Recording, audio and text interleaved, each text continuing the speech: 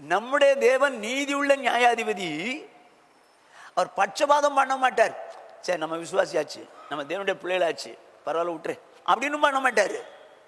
அதே நேரத்தில் நம்ம ஆண்டவரை கூட காணி கொடுத்தோம்ல, ஃபேன் வாங்கி போட்டோம்ல, அதனால இவ்வளோலாம் செஞ்சோம்ல, அதனால நம்மளை விட்டுருவார் அப்படின்னு நினைக்க முடியாது. பட்சபாதமும் பண்ண மாட்டார். அவர்கிட்ட பரிதானமும் செல்லாது. போங்க, லஞ்சம் வாங்கினா கூட லஞ்சத்தில் தசமபாகம் கொடுத்தீங்கன்னா அந்த பணம் பரிசுத்த ஆயிடும்னு சொல்லிட்டாங்க. அவ்வளவுதான். இவரோ போலீஸ் டிபார்ட்மெண்ட்டில் உள்ளவர். நான் ஏற்கனவே இது மாதிரிலாம் நம்ம செய்யக்கூடாது பிரதர் அப்படிலாம் சொல்லி அவரை வச்சுருக்கேன். இவர் அங்கே போய் கேட்டார். அவர் நீதி உள்ள நியாயாதிபதி. அருமையான சௌரனே சௌரியே நல்லா கவனிச்சுக்கோ. துர்க்கிரியலுக்கு தண்டனை சீக்கிரம் வரலங்கிறதுக்காக துணிகரம் பண்ணிடக்கூடாது.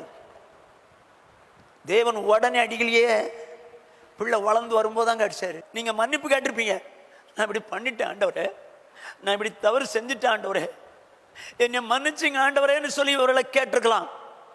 ஆனாலும் நம்முடைய தேவன் எப்படிப்பட்டவர்? நீதி உள்ள நியாயாதிபதி.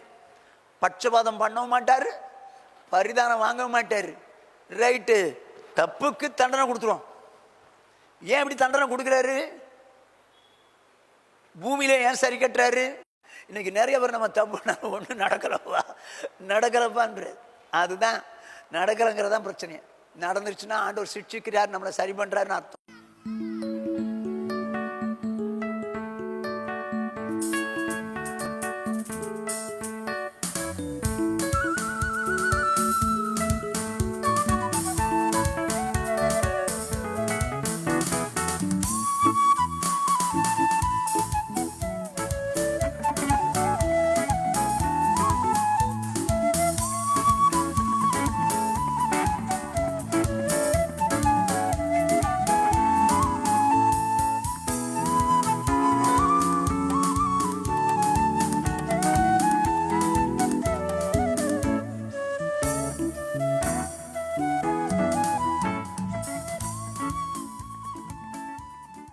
எங்களை நேசிக்கிறேன் எங்கள் மகா பரிசுத்தமுள்ள எங்கள் பரலோக பிதாவே, உம்முடைய பரிசுத்தமுள்ள நாமத்தை வாழ்த்தி ஸ்தோத்திரிக்கிறோம்.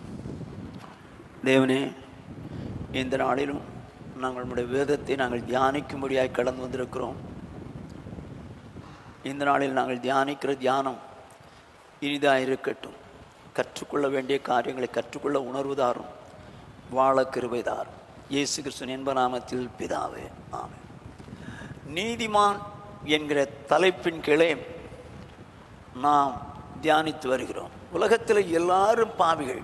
வேதம் சொல்வது எல்லாரும் பாவம் செய்து தெய்வ மகிமை அற்றவளாக சொல்லு. இப்போ எல்லாரும் பாவம் செஞ்சிட்டோம். அப்படி பாவம் செய்தவின் போது எப்படி ஒரு மனுஷன் நீதிமான் ஆவான்? எல்லாரும் பாவம் செஞ்சிட்டாங்க. அப்படியானால் நீதிமான் ஆகிறது எப்படி? ரோமர்கள் நிருபம் 5வது அதிகாரம் 9வது வசனம். இப்படி நாம் அவருடைய இரத்தத்தினாலே நீதிமான்கள் ஆக்கப்பட்டிருக்க, அவசரம் சொல்லுது பாருங்க, இப்படி நாம் அவருடைய இரத்தத்தினாலே நீதிமான்கள் ஆக்கப்பட்டிருக்க. அப்போ இயேசு கிறிஸ்து இந்த உலகத்தில் வந்தார், நம்முடைய பாவங்களுக்காக அடிக்கப்பட்டார், இரத்தம் சிந்தினார், மரித்தார், 3ஆம் நாள் உயிரோடு எழும்பினார். அப்படியானால் இயேசு கிறிஸ்துவின் இரத்தம் சகல பாவங்களை நீக்கி நம்மை சுத்திகரிக்கும். ஆகவே வேதம் சொல்லுது, நாம் அவருடைய இரத்தத்தினாலே நீதிமான்களாக்கப்பட்டிருக்க என்று சொல்லி. அப்போ இரத்தத்தினால கழுவப்பட்டோன்னா நீதிமான்கள் ஆகிவிட்டோமா? வேதம் சொல்லுகிறபடி அப்போஸ்தலர் நடபடிகளின் புஸ்தகம் 22வது அதிகாரம் 16வது வசனம். இப்பொழுது நீ தாமதிக்கிறது என்ன? நீ எழுந்து கர்த்தருடைய நாமத்தை தொழுது கொண்டு ஞானஸ்நானம் பெற்று உன் பாவங்கள் போக கழுவப்படு என்றான். வேதம் சொல்லுது பாருங்க, இப்பொழுது நீ தாமதிக்கிறது என்ன? நீ எழுந்து கர்த்தருடைய நாமத்தை தொழுது கொண்டு ஞானஸ்நானம் பெற்று உன் பாவங்கள் போக கழுவப்படும். அப்போ இப்ப பாவம் போகணும்னா இயேசுவின் ரத்தம் கழுவும் தான், இல்லைன்னு சொல்லலை. ஆனால் அனனியா என்ன சொல்றாரு? அதாவது பாவம் போக கழுவப்படு அப்படின்னு சொல்ற. எப்படி? இயேசுவின் ரத்தத்தினால் கழுவப்பட்டு பாவம் போக கழுவப்படும். அப்போ ஞானஸ்நானம் பெற்று பாவம் போக கழுவப்படுன்றார். அப்போ நம்முடைய வாழ்க்கையில பாவம் மன்னிப்புக்கென்று ஞானஸ்நானம் எடுக்கணும். இதைத்தான் பவுல் சொல்றார். 3வது அதிகாரம் 6வது வசனம். தமது கிருபையினாலே நாம் நீதிமான்கள் ஆக்கப்பட்டு. தமது கிருபையினாலே நாம் நீதிமான்கள் ஆக்கப்பட்டு. அப்போ தேவன் தம்முடைய கிருபையினால் தான் நம்மை நீதிமான்கள் ஆக்கி இருக்கிறார். நம்முடைய பலத்தினாலோ நம்முடைய ஞானத்தினாலோ விவேகத்தினாலோ அல்ல, தமது கிருபையினாலே நாம் நீதிமான்களாக்கப்பட்டு என்று எழுதியிருக்கிறது. இப்போ எப்படி அது நீதிமான்களாக்கப்பட்டோம்னு சொல்லி முந்தின வசனம் சொல்லி பாருங்க, 5வது வசனம். நாம் செய்த நீதியின் கீழ் நிமித்தம் அவர் நம்மை ரட்சியாமல் தமது இரக்கத்தின்படியே மறுஜென்ம முழுக்கினாலும் பரிசுத்த ஆவியினுடைய புதிதாக்குதலினாலும் நம்மை ரட்சித்தார். இப்ப எப்படி சொல்ற, நம்முடைய கிரியைகளின் நிமித்தம் அவர் நம்மை ரட்சிக்கல. நம்ம ஆண்டவருக்கு இதை செஞ்சோம், அதை செஞ்சோம், ஆலயத்தை கட்டினோம், ஃபேன் வாங்கி போட்டோம், இல்லைன்னா நன்மை செஞ்சேன், ஏழைக்கு செஞ்சேன் அப்படிங்கிறதுனால அவர் நம்மை ரட்சிக்கல. அப்படி நம்முடைய கிரியைகள் நிமித்தம் நம்மை ரட்சியாமல் தமது இரக்கத்தின்படி நம்மை ரட்சித்தார். எப்படி? அதுவும் மறுஜென்மம் முழுக்கினாலும் பரிசுத்தாவின் புதிதாக்குதலும் நம்மை ரட்சித்தார். அப்போ மறுஜென்மம் முழுக்கு அப்படின்னா மனம் திரும்பி ஞானஸ்நானம் பெற்றுக்கணும். பரிசுத்தாவின் பெற்ற ஒருத்தர் என்ன பண்றாங்க? ரட்சிக்கிறார். அந்த பரிசுத்தாவின் பெற்றதினால் ரட்சிக்கப்படுகிறார். மறுஜென்மம் முழுக்கினாலும். அடுத்த வசனது இவ்விதமாக கிருபையினாலே நாம் நீதிமான்கள். அப்போ இப்படிப்பட்ட அனுபவத்தோடு கூட இருக்கும்போது தேவன் தம்முடைய கிருபையினாலே நம்மை நீதிமான்கள் ஆக்குகிறார் என்று சொல்லி நாம் தியானிச்சோம். ஓகே, கடந்த வாரத்திலே நாம் என்ன தியானிச்சோம்? நீதிமொழிகளின் புத்தகம் 11வது அதிகாரம் 8வது வசனம். நீதிமான் இக்கட்டினின்று விடுவிக்கப்படுவான், அவன் இருந்த இடத்திலே துன்மார்க்கன் வருவான். நீதிமான் இக்கட்டி நின்று விடுதலையாக்கப்படுவான் இருக்குது. நீதிமானுக்கு இக்கட்டு வராது என்று சொல்லவில்லை, நீதிமானுக்கு இக்கட்டு வரும், வராது என்று சொல்லவில்லை. அப்போ நீதிமானுக்கு இக்கட்டு வந்தாலும் தேவன் அவனை விடுவிப்பார், அவனை தேவன் விடுவிப்பார். அப்படியானால் இதை குறித்து தான் கடந்த வாரம் தியானிச்சோம். ஒரு 4-5 பேரை உதாரணத்தோடு கூட தியானிச்சோம், நீதிமான்களாகிய சிலரை. உதாரணமாக யோசேப்பு சிறையில் அடைக்கப்பட்டிருந்தான். யோசேப்பு சிறையில் அடைக்கப்பட்டிருந்தான். ஆனால் அவன் ராஜா கிட்ட போய் எந்த ரிக்வெஸ்டும் கொடுக்கல. பானபாத்திரக்கார்ட்ட சொல்லியிருந்தான், நீங்க மேலே போனோடனே எனக்கு கொஞ்சம் நினைச்சிங்கன்னு சொல்லி. ஆனால் அவனும் மறந்துட்டான். அப்படி இருக்க ராஜாவுக்கு சொப்பனம் வந்துருச்சு. இந்த சொப்பனத்துக்கு அர்த்தம் சொல்ல முடியும் யாருக்கும் தெரியலன்னு பானபாத்திரக்காரன் யோசிக்கிறான், ஐயோ நம்ம சிறைச்சாலையில் இருந்தபோது ஒருத்தன் சொன்னானே அவன் நல்லா சொல்லுவானேன்னு சொல்லிட்டு ராஜாட்ட போய் சொல்லிட்டார். சொன்னது நிமித்தமாக யோசேப்பு சிறைச்சாலேருந்து வெளியே ஓடுறான். அப்போ ராஜா தன்னுடைய சொப்பனத்தை சொல்றார். சொப்பனத்தை சொன்ன மாத்திரத்தில் அவன் சொல்றான், அர்த்தம் சொல்லிட்டான், ஐயா 7 வருஷம் பயங்கரமான பஞ்சம் வரப்போகுது, நீங்கள் அதுக்கு முன்னால் வேண்டியெல்லாம் சேர்த்துக்குங்க. உங்கள் சொப்பனத்துக்கு அர்த்தம் இதுதான், நீங்கள் இப்போ விட்டுட்டீங்கன்னா அது மாதிரி ஒன்றும் செய்ய முடியாதுன்னு சொன்ன உடனே, எப்பா நீ விசேஷித்த ஞானம் உள்ளவனாக இருக்கிற, நீயே இது மாதிரி இருந்துக்கப்பா, இதுக்கு நீ ஆலோசனைக்கார மாற்றம் இல்லை, நான் சிங்காசனத்தில் ராஜா, நீ தேசத்துக்கு அதிபதியாயிருன்னு சொல்லி அவனை சிறைச்சாலையிலிருந்து வெளியே கொண்டு வந்தார் ராஜா. இப்போ இக்கட்டின்றி விடுதலையாக்கப்பட்டான் யோசேப்பு. எப்படி? என்னதான் பண்ணனா இவன்? நீதிமான் இக்கட்டின்றி விடுதலையாக்கப்பட்டான். என்னதான் பண்ணனா? அதாவது அவன் சிறைச்சாலைக்கு வர்றதுக்கு காரணமே போத்திபாரின் மனைவி தான். அவளால் தான் சிறைச்சாலைக்கு வந்தான். ஆனால் அவளிடத்தில் அவன் சொன்னான், இத்தனை பெரிய பொல்லாங்குக்கு உடன்பட்டு என் தேவனுக்குறமாய் பாவம் செய்வது எப்படி அப்படின்னு சொல்லி பாவத்துக்கு செத்தவனாயிருந்தான். அதனால்தான் கர்த்தர் இக்கட்டின்றி விடுதலையாக்குனார். என்னால பாவம் செய்ய முடியாதுப்பா அப்படின்னு சொல்ற அளவுக்கு இருந்தான். தேவன் பார்த்தாரு, அவனை இக்கட்டிலிருந்து விடுதலையாக்கணும், சிறைச்சாலிருந்து விடுதலையாக்கினார். 2வதாக பார்த்தோம், சாத்ராக் மேஷாக் ஆபேத் நேகோ என்று சொல்லக்கூடிய நீதிமான்கள். அவர்களே ராஜா ஒரு பெரிய விக்கிரகத்தை உண்டு பண்ணி அதை வணங்க சொல்றான். அப்போ அவங்க விக்கிரகத்தை வணங்க மாட்டேன்றாங்க. அவங்கள 7 மடங்கு சூடாக்கப்பட்டு அக்னிக்குள்ள போட போறோன்னு சொல்லிட்டு போட்டாச்சு. ஆனால் அங்கே தேவகுமாரனுக்கு ஒப்பானவர் உள்ள ஆகுறாரு. அதோடு மாத்திரமில்லை, நீ அவங்க வெளியே வாங்கப்பான்னு சொன்னோன்னே 3 பேரும் வெளியே வராங்க. இப்போ எப்படி இக்கட்டிலிருந்து விடுதலை ஆகுனாங்க அப்படின்னா, ராஜா சொல்றான் நீ இந்த சிலையை வணங்கித்தான் ஆகணும். அவர்களோ யூதர்கள். அவர்கள் நியாயப்பிரமாணத்தின்படியும் கற்பனையின்படியும் அவங்க விக்கிரகத்தை வணங்கவே மாட்டாங்க. ஆகிலும் இவர்கள் அடிமையாக்கப்பட்டு பாபிலோன்ல இருந்த போதிலும் அவர்கள் தேவன் அந்த நாளிலே சொன்ன அந்த வார்த்தையை விசுவாசித்தவளாய் நாங்கள் வணங்க மாட்டோம் அப்படின்னு. ஸோ விக்கிரக வணக்கத்துக்கு நாம் முடியாதுன்னு சொன்னதுனால தேவன் இக்கட்டின்று விடுதலையாக்கினார். மூன்றாவதாக, தாவீது, சவுல் ராஜா தாவீதை கொல்லுவதற்காக எத்தனித்து வருகிறான். ஒரு நாளில் சுத்திட்டான். தாவீதினுடைய சேனையை சவுல் சேனை சுத்திடுச்சு, வேற வழியே கிடையாது, இதுக்கு மேலே அவன் அவுட்டு, அந்த அளவுக்கு ஆயிடுச்சு. அந்த நேரத்தில் ஒரு மனுஷன் ஓடி வந்து, ஐயா பெலிஸ்தியர் யுத்தத்துக்கு வந்திருக்கிறாங்க அப்படின்னு சொல்லி வாங்க வாங்க வாங்க அப்படின்னு கூப்பிட்ட உடனே தாவீதை விட்டுட்டு போயிட்டான்.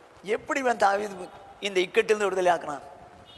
இப்போ ஒன்றுமே கூப்பிடவும் செய்யலையா, ஆண்டவர் நோக்கி கூப்பிடல, எந்த காரியம் செய்யல. இல்லை, வேதம் சொல்லுது அவன் தேவனுக்கு சித்தமானவர்கள் எல்லாம் செய்வான் அப்படின்னா ஆண்டோடைய வார்த்தையின்படியே வாழ்ந்தது நிமித்தமாக தேவன் அவனை அந்த இக்கட்டின்று விடுதலையாக்கினான்னு பார்த்தோம். 12 சீஷைகள் இயேசுவோடு படகுல போகிறாங்க. பெரிய கொந்தளிப்பு, கடல் கொந்தளிக்குது, காற்று அடிக்குது, தண்ணி மூழ்கிற மாதிரி இருக்குது. இயேசு தூங்கிட்டு இருக்கிறார். இப்போ முடிஞ்சு போச்சு கதை அப்படின்ற அளவுக்கு இருந்த போதிலும் அவங்க இயேசு நோக்கி கூப்பிடுறாங்க. அந்த இக்கட்டின்று கர்த்தர் விடுதலையாக்கினார். எப்படி விடுதலையாக்கினாரு? இந்த இக்கட்டான நேரத்தில் தேவனை நோக்கி கூப்பிட்டது நிமித்தம் விடுதலையாக்கப்பட்டார்கள். இது 4ஆவதாக பார்த்தோம். 5ஆவதாக, எலியா காலத்தில் பஞ்சம் உண்டாயிடுச்சு. அந்த பஞ்சத்தில் கேரி தாட்டில் உட்கார்ந்த போது காகம் காலையிலையும் மாலையிலையும் சாப்பாடு கொடுத்துச்சு. ஆனால் தண்ணி அங்கே வத்திட்ட உடனே அவனை சாரிபாத்துன்னு ஊருக்கு கொண்டு போயிட்டு அந்த ஊரில் இருக்கிற ஒரு விதவைக்கு கட்டளையிட்டார். இப்போ அந்த விதவை அவனை கடைசியாக அப்பம் சாப்பிட்டு, நானும் என் பிள்ளையும் சாப்பிட்டு சாப்பிட்றதுக்கு 2 விறகு பொறுக்கிறேன்னு சொன்னான். அப்போ நீ எனக்கு அடை ஒன்று செஞ்சுட்டு வா, அதுக்கப்புறம் பார்ப்போம், பஞ்ச காலம் தீரும் வரைக்கும் கலசத்தில் மாவோ எண்ணெய் கலசத்தில் எண்ணெயோ குறையாதுன்னு சொன்னேன். அதை நம்பி அவன் செஞ்சான். பஞ்ச காலம் தீரும் வரைக்கும் அவங்க மா கலசத்தில் மா குறைவும் இல்லை, எண்ணெய் கலசத்தில் எண்ணெய் குறைவும் இல்லை. அதே நேரத்தில் அவன் மகன் வியாதிப்பட்டு மறந்து போயிட்டான், அந்த விதவையினுடைய மகன். அப்போ சொல்கிறாங்க, ஐயா நீங்கள் வந்தீங்களே, இப்படி என் பையனை சாகடிக்க வந்தீங்க அப்படின்னு. அவன் தூக்கிட்டு போயிட்டு மேல் வீட்டு அறையில் ஜெபிச்சு அவனை சோமாய் குடித்தான். இப்போ இந்த இக்கட்டான சூழ்நிலை எப்படி பஞ்சத்திலிருந்தும் பையனுடைய சாவிலிருந்தும் மீட்கப்பட்டாள் அவள். எப்படி? இது ஊழியக்காரரை கனம் பண்ணதுனால தேவன் அப்படிப்பட்ட இக்கட்டான சூழ்நிலையிலிருந்து விடுதலையாக்கினார் என்று சொல்லி கடந்த வாரத்திலே தியானித்தோம். இந்த வாரத்தில் வேதம் சொல்லுகிறது, நீதிமொழிகளின் புஸ்தகம் 11ஆவது அதிகாரம் 31வது வசனம். இதோ நீதிமானுக்கு பூமியில் சரிகட்டப்படுமே, துன்மார்க்கனுக்கு பாவிக்கும் எத்தனை அதிகம். என்ன சொல்ல பாருங்க, நீதிமானுக்கு பூமியில் சரிக்கட்டப்படுமே. அப்போ நீதிமான் செய்யக்கூடிய தவறுகள் நிமித்தமாகவோ காரியங்கள் நிமித்தமாகவோ அவனுக்கு பூமியிலே சரி கட்டப்படும். இந்த பூமியில தான் அவனை சரி கட்டிடுறாரு.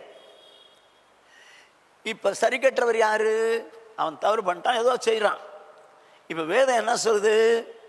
சங்கீதம் 50வது சங்கீதம் 6வது வசனம். வானங்கள் அவருடைய நீதியை அறிவிக்கும், தேவனே நியாயாதிபதி. என்ன சொல்லுது பாருங்க, நல்லா கவனிச்சுங்க. தேவனே நியாயாதிபதி. நியாயாதிபதி யாரு? தேவன். கவனமா கேட்டுங்க. இது இயேசுவா தேவனா? தேவன். நான் புரியுற மாதிரி உங்களுக்கு சொல்ல விரும்புறேன். தேவன் நியாயாதிபதி. தேவனே நியாயாதிபதி. இயேசு இப்போ நியாயாதிபதி இல்லை. கவனமா கேட்டுங்க. தேவனே நியாயாதிபதி. இப்ப சங்கீதம் 7:11 வாசிங்க. தேவன் நீதியுள்ள நியாயாதிபதி, அவர் நாள்தோறும் பாவியின் மேல் சினம் கொள்ளுகிற தேவன். இப்ப தேவனே நியாயாதிபதி. ஆனால் வேதம் சொல்லுகிறது தேவனே நியாயாதிபதி. தேவன் அது எப்படிப்பட்ட நியாயாதிபதியா? நீதி உள்ள நியாயாதிபதி. அவர் நீதியாய் நியாயந்திருக்கிறவர். அவர் நீதி உள்ள நியாயாதிபதி. மறுபடியும் சொல்றேன், தேவனே நியாயாதிபதி. அவர் என்ன செய்வாராம்? நீதியாய் நியாயம் தீர்ப்பாராம். நீதியாய் நியாயம் தீர்ப்பார். ஓகே. அவற்றை எந்த சூழ்நிலையிலும் அவர் அநீதியாய் காரியங்களை செய்யவே மாட்டார். அவருடைய தீர்ப்பு நீதியாய் இருக்கும். இப்போ இயேசு கிறிஸ்து என்ன செய்யறாருன்னு பாருங்க. 1 பேதுருவின் புஸ்தகம் 2வது அதிகாரம் 22வது 23வது வசனம். அவர் பாவம் செய்யவில்லை. இப்போ இயேசு கிறிஸ்துவை குறித்து வேதம் சொல்லுது, அவர் பாவம் செய்யவில்லை. அவருடைய வாயிலே வஞ்சனை காணப்படவும் இல்லை. அவர் வாயிலே வஞ்சனை காணப்படவும் இல்லை. அவர் வையப்படும் போது பதில் வையாமலும். என்ன செய்யப்படுறார்? அவரை வையிறாங்க, தூஷிக்கிறாங்க. அவர் வையப்படும் போது பதில் வையாமலும், பாடுபடும் போது பயமுறுத்தாமலும். பாடுபடுத்துறாங்க. அப்படி பாடுபடுத்தும் போது அவர் பயமுறுத்தல, வாங்கடா நான் பாத்துக்கிறேன் அப்படின்னு கூட சொல்லல, நீங்க என்கிட்ட தான் வந்தாகணும் அப்படிலாம் சொல்லல.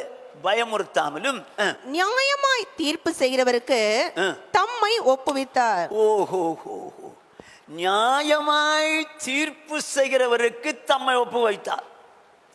அப்போ தீர்ப்பு செய்கிறவர் யார்? தேவன். தேவன். இவரோ இயேசு கிறிஸ்து.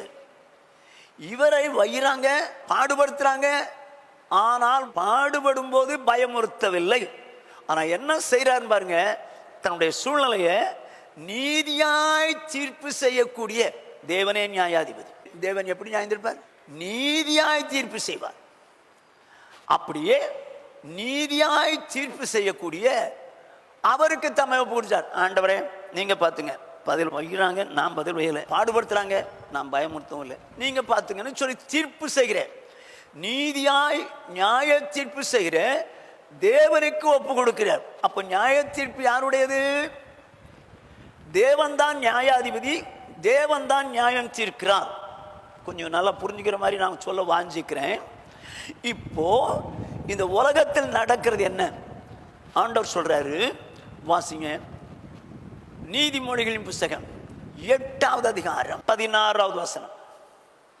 என்னாலே அதிகாரிகளும் பிரபுக்களும் பூமியில் உள்ள சகல நியாயாதிபதிகளும் ஆளுகை செய்து வருகிறார்கள். ஓஹோ, அப்போ இந்த உலகத்திலே வேதம் சொல்ல பாருங்க, என்னாலே அதிகாரிகள், எந்த அதிகாரியா இருக்கட்டும், பிரபுவா இருக்கட்டும், பூமியில் உள்ள சகல நியாயாதிபதிகளும் ஆளுகை செய்து வருகிறார்கள்.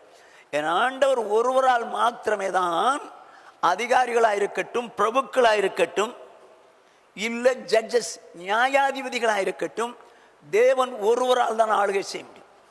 அப்ப இந்த ஆளுகை செய்யறதற்கு அதிகாரம் கொடுத்தவர் யார்? ஆண்டவர் இல்லையா? சரி, கவனமா கேட்டுங்க. இப்போ பூமியில் சகல நியாயாதிபதிகளும் இவரால் தான் ஆட்சி செய்றாங்க. இப்ப இவங்க எப்படி ஆளுகை செய்வாங்க? இவங்க எப்படி நீதி செய்வாங்க? இந்த உலகத்தில் நியாயாதிபதிகளை உண்டாக்குனவர் ஆண்டவர் தான். ஆனா இவங்க என்ன செய்யறாங்கன்னு சொல்லி வேதம் சொல்லுது. வாசிப்போம். மீகா தீர்க்கதரிசியின் புஸ்தகம் 7வது அதிகாரம் 3வது வசனம். பொல்லாப்பு செய்ய அவர்கள் 2 கைகளும் நன்றாய் கூடும். சரி. அதிபதி கொடு என்கிறான், சரி. நியாயாதிபதி கைகூலி கேட்கிறான், பெரியவன் தன் துர்ராசையை தெரிவிக்கிறான். இவ்விதமாய் புரட்டுகிறார்கள். ஓகே, என்ன சொல்ல பாருங்க, பொல்லாப்பு செய்ய அவர்கள் 2 கைகளும் நன்றாய் கூடும். ஐயா அப்படின்னு நல்லா கும்பிடு போட்டு பொல்லாப்பு செய்யறாங்க. அடுத்த வசனம் இருந்தது, அதிபதி கொடு என்கிறான். நல்ல வசதி எல்லாரும் ஆண்டவர் தான் வச்சது, கொடு அப்படின்னு சொல்றான். நியாயாதிபதி கைக்கூலி கேட்கிறான். எங்க நியாயாதிபதியை நியமித்ததே தேவன் தான். ஆனால் இந்த உலகத்தில் உள்ள நியாயாதிபதிகள் என்ன கேட்கிறாங்க? கொடு, லஞ்சம் கொடு, லஞ்சம் கொடு, உன் கேஸை நான் முடிச்சிடறேன். இன்னைக்கும் நடக்குதுங்க. அது என்னைக்கோ நடந்ததை எழுதி வச்சிருக்குது. அந்த காலத்தில் அப்படிதான் இருந்திருக்குது. ஆனால் தேவனால் ஏற்படுத்தப்பட்ட நியாயாதிபதிகள் தான். தேவன் நீதியுள்ள நியாயாதிபதி. இவர்களோ கைக்கூலி கேட்பாங்க. வேணா கொடு, நான் உனக்கு சாதகமா நியாயம் செஞ்சேன் போ அப்படின்னு சொல்லுவாங்க. ஆனா நம்முடைய தேவன் இருக்கிறாரே நீதி உள்ள நியாயாதிபதி, நீதியாய் தீர்ப்பு செய்வார். அவர் என்ன செய்ய மாட்டாரு? உபாகமம் 10வது அதிகாரம் 17வது வசனம். உங்கள் தேவனாகிய கர்த்தர் தேவாதி தேவனும் கர்த்தாதி கர்த்தரும் மகத்துவமும் வல்லமையும் பயங்கரமுமான தேவனுமாயிருக்கிறார். அவர் பட்சபாதம் பண்ணுகிறவரும் அல்ல, பரிதானம் வாங்குகிறவரும் அல்ல. ஓஹோ, நம்முடைய தேவனாய கர்த்தர் குறித்து சொல்லுது, தேவாதி தேவனும் கர்த்தாதி கர்த்தரும் மகத்துவமும் வல்லமுள்ள பயங்கரமான தேவனுமாயிருக்கிறார். இது அவருக்கு கொடுக்கப்பட்ட அடைமொழிகள். அதுல சொல்லப்பட்டது என்னன்னா, அவர் பட்சபாதம் பண்ணுகிறவரும் அல்ல, பரிதானம் வாங்குறவர் அல்ல. பரிதானம்னா லஞ்சம். நம்முடைய தேவன் நீதியுள்ள நியாயாதிபதி. அவர் பட்சபாதம் பண்ண மாட்டார். சரி, நம்ம விசுவாசியாச்சு, நம்ம தேவனுடைய பிள்ளைகளாச்சு, பரவாயில்ல விட்டுரு அப்படின்னு பண்ண மாட்டார். அதே நேரத்தில் நம்ம ஆண்டவருக்கு கூட காணி கொடுத்தோம்ல, ஃபேன் வாங்கி போட்டோம்ல, அதனால இவ்வளோலாம் செஞ்சோம்ல, அதனால நம்மளை விட்டுருவார் அப்படின்னு நினைக்க முடியாது. பட்சபாதமும் பண்ண மாட்டார். அவர்கிட்ட பரிதானமும் செல்லாது, போங்க. ஆனா இங்க உள்ள நியாயாதிபதி கைக்கூலி கேட்கிறான், கொடு, நான் உனக்கு நீதியை புரட்டி விட்டுறேன், நான் தான் நியாயாதிபதி, ஜட்ஜு, ஸோ நானே செய்யறேன்ப்பா அப்படின்னு சொல்லி கைக்கூலி கேட்கிறான். அவரால் ஏற்படுத்தப்பட்ட நியாயாதிபதிகள் கைக்கூலி கேட்கிறார்கள். ஏற்படுத்தப்பட்ட இந்த நியாயாதிபதிகளை ஏற்படுத்தினாரே தேவன். அவர் நீதி உள்ள நியாயாதிபதி. தேவன் தான் நீதி உள்ளவர். அவற்றை பட்சபாதமும் கிடையாது, பரிதானமும் கிடையாது. வாங்கவே மாட்டார், வாங்கவே மாட்டார். பல ஆண்டுகளுக்கு முன்னால நான் திருச்சியில் இருந்தபோது என் சபைக்கு ஒரு இந்து சோர் வருவார், எனக்கு தெரிஞ்சவர், சபைக்கு வருவார், நல்லா வாஞ்சியா இருப்பார். அவர் போலீஸ் டிபார்ட்மெண்ட்ல இருக்கின்றார். திடீர்னு சொல்லி எனக்கு சென்னைக்கு டிரான்ஸ்ஃபர் ஆயிடுச்சு, நான் இங்கே வந்துட்டேன். அப்போ அவர் சொன்னார், அண்ணே நீங்கள் இல்லாத போது அங்கே போகிறதுக்கே விருப்பம் இல்லைண்ணே, அதனால் வேற எங்கேயாவது சொல்லுங்கண்ணே அப்படின்னார். நான் ஒரு ஆவிக்குரிய சபையை சொன்னேன், ஒரு ஆவிக்குரிய சபையை சொன்னேன். அவர் அங்கே போயிட்டு இருக்கிறாரு. ஒரு 2-3 வாரம் போனோடனே 3ஆவது வாரத்தில் ஒரு செய்தி, நீங்கள் தசமாக பாவம் கொடுக்கணும் இதெல்லாம் சொல்லிட்டு, ஒருவேளை நீங்கள் லஞ்சம் வாங்கினா கூட லஞ்சத்தில் தசமபாகம் கொடுத்தீங்கன்னா அந்த பணம் பரிசுத்தாயிரும்னு சொல்லிட்டாங்க. அவ்வளவுதான். இவரோ போலீஸ் டிபார்ட்மெண்ட்டில் உள்ளவர். நான் ஏற்கனவே இது மாதிரிலாம் நம்ம செய்யக்கூடாது பிரதர் அப்படிலாம் சொல்லி அவரை வச்சுருக்கேன். இவர் அங்கே போய் கேட்டார், எப்படி அவர் தசமபாகம் கொடுத்தா அது பரிசுத்தமாயிரும், அதனால நம்ம லஞ்சம் வாங்கிட்டு தசமபாகம் கொடுத்துட்டீங்கன்னா அது பரிசுத்தம் சொன்ன உடனே இவரால் தாங்க முடியல. ஆனால் தயவு செய்து விட்டுருங்க, நாங்கள் போகவே மாட்டேன். ஏன்பா இப்படி பிரசங்கம் பண்ணுறாங்கண்ணே? எங்க ஊழியக்காரருங்க, இவங்களுக்கு கூட ஆசை, இவங்களுக்கு கூட ஆசை. அவர் பட்சபாதம் பண்ண மாட்டார், பரிதானம் வாங்க மாட்டார். நீலாம் இப்படி லஞ்சம் வாங்கிட்டு அதில் கொடுக்காதப்பா, அந்த பணம்லாம் காணிக்க போடாதப்பான்னு சொன்னா ஹீஸ் ரைட். ஆனால் லஞ்சத்தை வாங்கு, தசமபாகத்தை கொடுத்துரு, அது உனக்கு பரிசுத்தமாக்கப்படும். யார் சொன்னது? அத்தோடு அந்த ஆள் சொல்லி விட்டார். அதுக்கப்புறம் நம்ம திரும்ப போன போது குளித்தல சபை ஆரம்பிச்ச பிறகு வந்தார். கடைசி வரைக்கும் அங்கே தான் இருந்து மாறித்தார். சரி, எப்படி இருக்கட்டும். நான் எதுக்கு சொல்ல வரேன்னா, நம்முடைய ஆண்டவர் இருக்கிறாரு, அவர் பட்சபாதம் பண்ணவும் மாட்டார், பரிதானம் வாங்கவும் மாட்டாருங்க. இவர் ரொம்ப நல்ல சர்ச்சில் முன்னால் இருக்கிறாரு, பரவாயில்ல விட்டுரு, அது தப்பு பண்ணா விட்டுரு அப்படிலாம் வாங்க மாட்டார். பட்சபாதமே அவர்கிட்ட கிடையாது. அதே நேரத்தில் நம்ம இப்படிலாம் என்ன வேணாலும் செஞ்சுக்கிட்டு ஆண்டவர்கிட்ட கொஞ்சம் மொத்தமாக காணி கொடுத்துருவோம், இல்லை இப்படி பண்ணிடுவோம், அப்படி பண்ணிடுவோம், அதை வாங்கி ஆண்டவருக்காக அதை செஞ்சுருவோம், அதை செஞ்சிருவோம் சொல்லி நம்ம செஞ்சாலும் நோ, ஆண்டவர் ஒத்துக்கவே மாட்டார். இன்னைக்கு அப்படிலாம் செஞ்சு ஏமாந்துட போறீங்க. நெவர். அதுக்கு வேணா கணக்கு வச்சிருப்பார், நம்ம செய்யற காரியத்துக்கு கணக்கு வச்சிருப்பார். ஆனா இதனால நம்ம செஞ்ச காரியம், தேவையற்ற காரியங்களை என்ன பண்ண மாட்டார் அவரு. இதனால பரவாயில்ல பட்சபாதம் பண்ணிட்டு போயிடுவோம் அப்படிலாம் செய்ய மாட்டார். ஏன்னா நம்முடைய தேவன் இந்த உலகத்தில் உள்ள நியாயாதிபதி கைக்கூலி கேட்பான், லஞ்சம் கேட்பான், பரிதானம் கேட்பான். நம்முடைய ஆண்டவரோ தேவனோ கைக்கூலி கேட்கவும் மாட்டார், பட்சபாதம் பண்ணவும் மாட்டார். அவர் நீதி உள்ள நியாயாதிபதி, பரிதானம் வாங்கவும் மாட்டார். ஆகையினால் ரொம்ப ஜாக்கிரதையா இருக்கணும். ஆனா வேதம் சொல்லுது, நீதிமானுக்கு பூமியிலே சரி கட்டப்படும். சரி கற்றவர் யாரு? தேவன். அவர் நீதி உள்ள நியாயாதிபதி. வேதம் சொல்லுவோம், கவனமா கேட்டுங்க. பிரசங்கின் புஸ்தகம் 8வது அதிகாரம் 11வது வசனம். துர்க்கிரியைக்கு தக்க தண்டனை சீக்கிரமாய் நடவாதபடியால் மனுபுத்திரரின் இருதயம் பொல்லாப்பை செய்ய அவர்களுக்குள்ளே துணிகரம் கொண்டிருக்கிறது. என்ன சொல்றாரு? யாரு? சாலமோன். துர்க்கிரியைகளுக்கு தக்க தண்டனை சீக்கிரமாய் நடவாதபடியால் மனுபுத்திரருடைய இருதயம் பொல்லாப்பு செய்ய அவளுக்குள்ளே துணிகரம் கொண்டது. இப்ப அவர் நம்முடைய தேவன் நீதி உள்ள நியாயாதிபதி. நினைச்சா உடனே காலி பண்ண முடியும். ஆனா அவர் ரொம்ப நல்லவருங்க, ரொம்ப நல்லவர். இப்போவும் அந்த துர்க்கிரிய பண்றதுனால காலி பண்ணிடலாம்? நோ, அவனுக்கு டைம் கொடுப்போம். எப்படிதான் இருக்கிறான் பார்ப்போம் அப்படின்னு சொல்லி விடுறது. டைம் விடுறதுனால மனுபுத்திரருடைய இருதயம் என்ன ஆயிடுச்சா? பொல்லாப்பு. நாம தான் செஞ்சோம்ல, தப்பு பண்ணதுக்கு ஒன்றும் அடிவாங்கல்ல, பரவாயில்ல, இன்னும் தப்பு பண்ணலாம் அப்படின்னு சொல்லி பொல்லாப்பு செய்ய துணிகரம் கொண்டதான். ஏன்? நம்முடைய தேவன் நீதி உள்ள நியாயாதிபதி. அவர் உடனே கிரியை நடப்பிக்க மாட்டார். அப்படி செஞ்சனா ஒருத்தன உலகத்தில் இருக்க முடியாதுங்க. செஞ்ச தப்புக்கு உடனே அடிச்சாருன்னு வச்சுங்களேன், நம்ம உலகத்தில் ஒருத்தனை இருக்க முடியாது. துர்க்கிரியலுக்கு தக்க தண்டனை சீக்கிரமாய் கர்த்தர் என்ன பண்றதுல கொடுக்காம இருக்கிறதுனால அவர்களுடைய இருதயம் பொல்லாப்பு செய்ய துணிகரம் கொண்டுதான். ஓகே, இப்போ வேதம் சொல்றது கொஞ்சம் பார்ப்போம். வாசிங்க. 1 யோவான் 2வது அதிகாரம் 1ஆம் வசனம். என் பிள்ளைகளே, நீங்கள் பாவம் செய்யாதபடிக்கு இவைகளை உங்களுக்கு எழுதுகிறேன். சரி. ஒருவன் பாவம் செய்வானானால் நீதிபரராய் இருக்கிற இயேசு கிறிஸ்து நமக்காக பிதாவினிடத்தில் பரிந்து பேசுகிறவராய் இருக்கிறார். என்ன சொல்லுது பாருங்க. ஏங்க, இப்போ பிள்ளைகளே அப்படின்னா தேவனுடைய பிள்ளைகளை குறித்து சொல்றாரு. நீங்கள் பாவம் செய்யாதபடிக்கு இவைகளை எழுதுகிறேன். நீங்க பாவம் செஞ்சிட்டு இருக்கிறதுனால உங்களுக்கு எழுதுகிறேன்னு சொல்லல.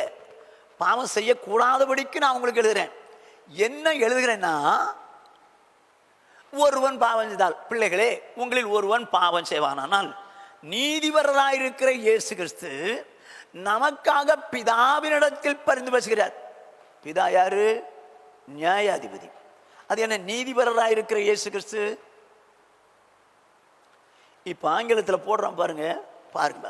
We have an advocate with the Father, Jesus Christ the righteousness. எப்படி? நமக்கு இப்ப இயேசு கிறிஸ்து எப்படிப்பட்டவராக இருக்கிறார்? வக்கீலா இருந்து நமக்காக பரிந்து பேசுகிறார். இப்ப அவர் நியாயாதிபதி அல்ல, தேவன் தான் நியாயாதிபதி. இவர் யார்? நமக்காக பரிந்து பேசுகிற அட்வொகேட். இன்னைக்கு உலகத்தில் அட்வொகேட் வச்சிருந்தான்னா அவங்ககிட்டயும் பணத்தை வாங்கிறான், இவன்கிட்டையும் பணத்தை வாங்கிறான், நம்ம கேஸே மாற்றி விடுறாங்க.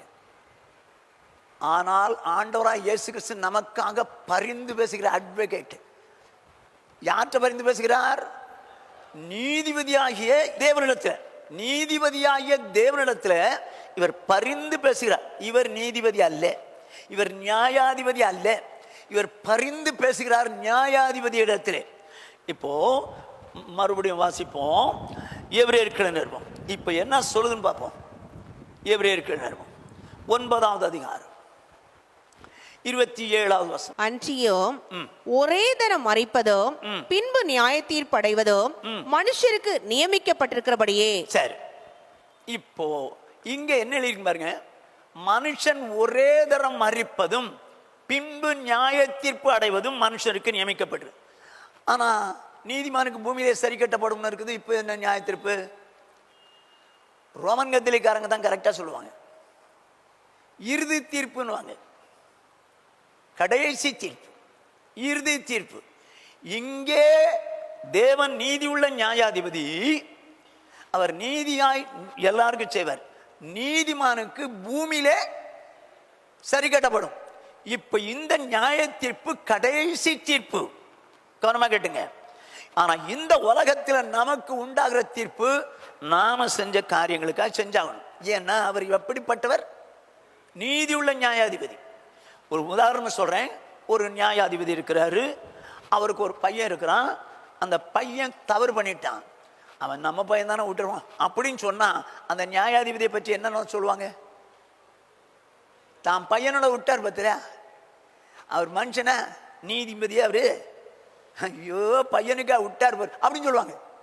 ஆனால் நீதியுள்ள நியாயாதிபதியாகிய தேவன் நாம் செய்கிற தவறான காரியங்களுக்கு பூமியிலே சரி கட்டுறார். நான் எப்படிங்கிறது பின்னால சொல்றேன். பூமியிலே சரி கட்டிடுவார். ஏன் பூமியில சரி கட்டுவார்னா, கடைசி நாட்கள்ல நியாய தீர்ப்புன்னு ஒண்ணு இருக்கு. அதுல நீங்களும் நான் வசனம் அப்படிதான் சொல்லி வாசிப்போம். ஏன் பூமியிலே சரி கட்டுகிறார்? 1 கொரிந்தியர் 11வது அதிகாரம் 32வது வசனம். நாம் நியாயந்தீர்க்கப்படும் போது உலகத்தோட ஆக்கணைக்குள்ளாக தீர்க்கப்படாதபடிக்கு கர்த்தராலே சிட்சிக்கப்படுகிறோம். பாத்தீங்களா?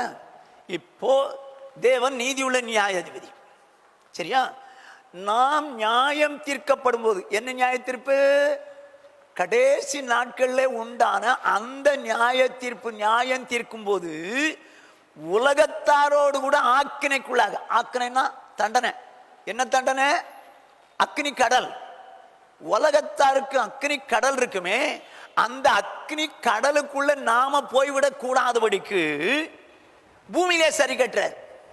பூமியிலே என்ன பண்றான்? ஆக்குனைகளாக தீர்க்க கர்த்தராலே சிட்சிக்கப்படுது. சிட்சிக்கப்படுறான்னு அடிக்கிறார்.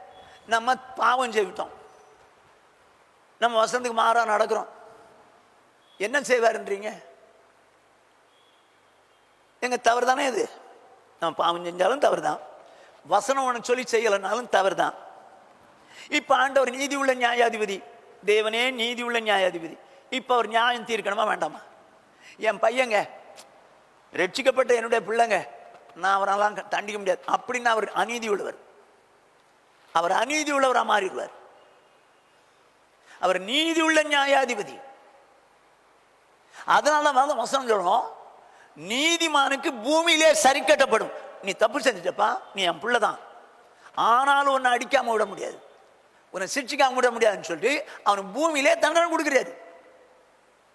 சிலர் நினைப்பாங்க, எனக்கு ஏன் இந்த மாதிரிலாம் வருதுப்பா, ஏன் தான் இந்த மாதிரி, ஏன்னு சொல்லி அவருக்கு தான் தெரியும்.